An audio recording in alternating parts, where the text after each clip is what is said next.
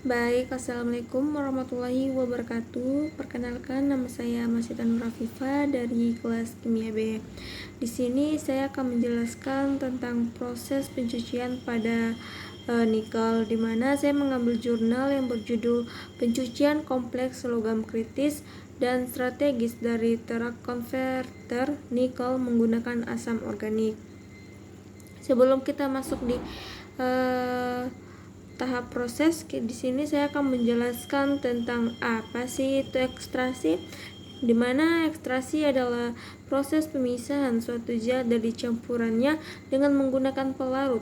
Pelarut yang digunakan harus dapat melarutkan zat yang akan diekstraksi, tetapi tidak dapat melarutkan zat lain dalam campuran tersebut. Kemudian untuk sampelnya nikel.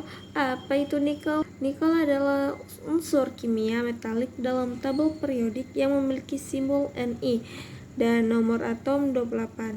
Nikel adalah salah satu dari 4 elemen, yang lainnya adalah besi, kobalt, dan gadolinium yang bersifat ferromagnetik pada suhu normal. Nah, nikel memiliki warna putih keperak-perakan, sedikit semburat keemasan. Nikel termasuk logam transisi dan memiliki sifat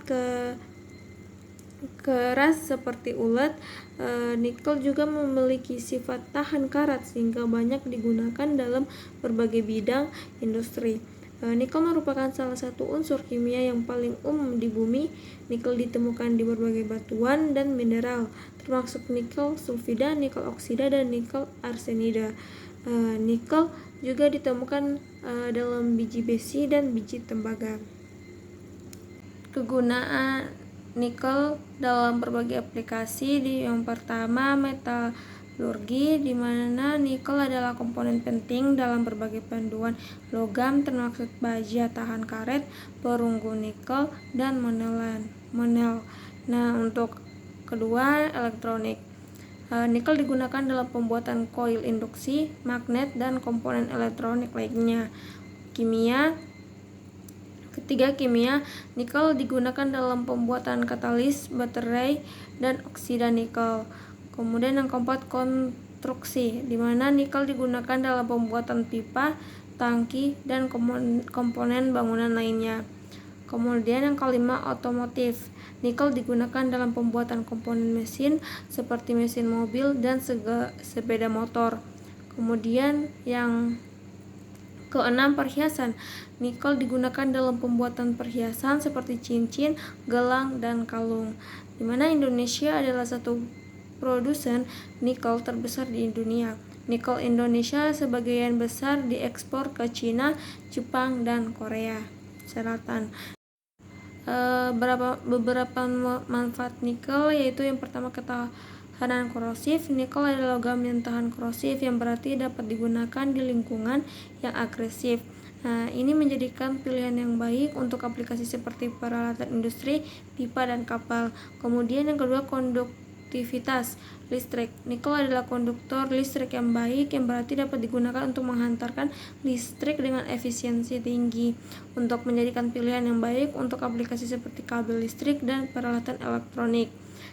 Kemudian konduktivitas termal, di mana nikel adalah konduktor termal yang baik, yang berarti dapat digunakan untuk menghantarkan panas dengan efisiensi tinggi.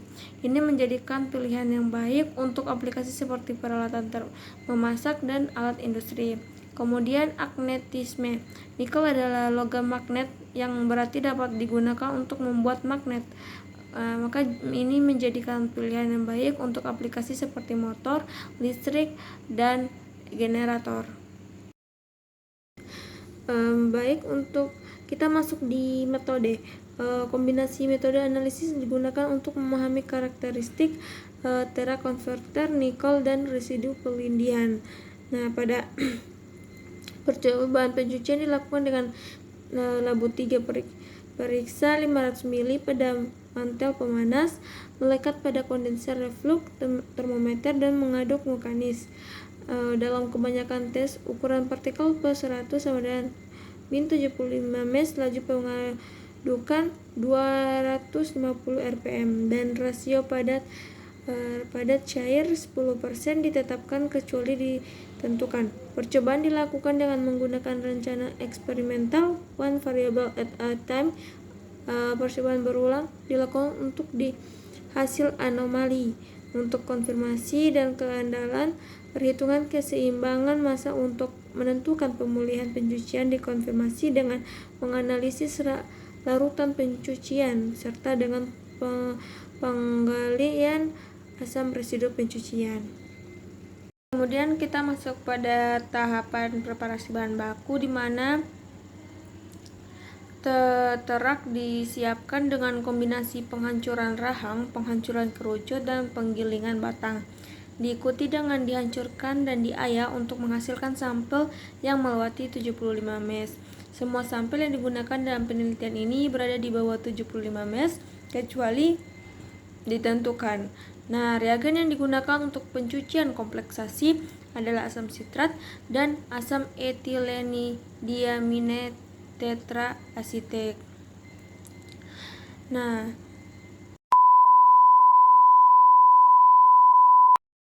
kita masuk pada tes pencucian. Di sini pada gambar tersebut efek konsentrasi asam sitrat menunjukkan pengaruh konsentrasi asam sitrat pada ekstraksi CO, Ni, dan unsur-unsur lain. Dengan kondisi tetap, etilen diaminetraasetik 0,3 m 60 derajat 6 hari dan PD 10%. Garis ungu dengan titik-titik menunjukkan laju ekstraksi CO dengan konsentrasi asam sitrat yang berbeda.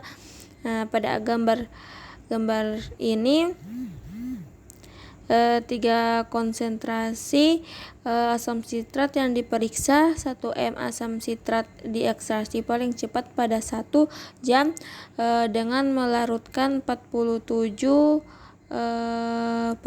CO.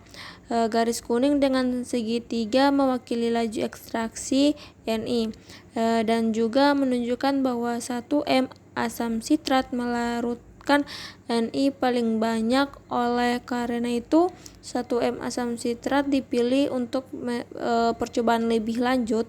Pada saat yang sama, kurang dari 60% Fe dan Si juga tercuci. Pada gambar B, dengan sitrat 1 m dan etilnediaminetraasetik 0,3 m setelah 1 jam, Fe tampaknya tren presipitasi dalam larutan yang mungkin telah mempengaruhi pembubaran CO. Teori lain tentang penurunan pemilihan pencucian Fe adalah bahwa silika amort dilapisi violet dan partikel lainnya dan mencegah pembubaran lebih lanjut karena Si dan A tercuci setelah 1 jam. Pengaruh konsentrasi etilen diaminetraasetik pada gambar 6 dan B mengungkapkan efek konsentrasi etilen diaminetraasetik 0,1 m hingga mengungkapkan efek konsentrasi etilen diaminetraasetik 0,1 m hingga 0,7 m. Kemudian pada pencucian CO dan Ni masing-masing asam sitrat 1 m 60 Celsius 6 jam PD 10% B per V dan kecepatan agitasi 250 rpm. Pada gambar tersebut laju reaksi sampai 1 jam cepat untuk semua kondisi. Meskipun 0,1 m mungkin tidak cukup untuk komplikasi, juga CO dengan 0,3 m etildiaminetraasetik tampak di dataran tinggi setelah 0,5 jam. Ekstraksi CO tertinggi adalah 51,25% setelah 6 jam dengan etilen diaminetraasetik 0,5 m. Untuk pemulihan Ni pada gambar B, etilen diaminetraasetik 0,3 m diekstraksi 50,27% setelah 6 jam. melarutkan Fe untuk memecahkan struktur dan membebaskan elemen target tampaknya wajib untuk mengekstrak CO dan Ni. Untuk percobaan lebih lanjut, 0,3 m etilen diaminetra asetik dipilih dengan mempertimbangkan pemulihan CO dan Ni. Untuk menyelidiki selektivitas dan korelasi dalam pelarut antara Fe dan CO dan Ni, khususnya dengan etilen diaminetra asetik, 0,3 m rasio molar Ni per Fe dan CO per Fe selama pencucian.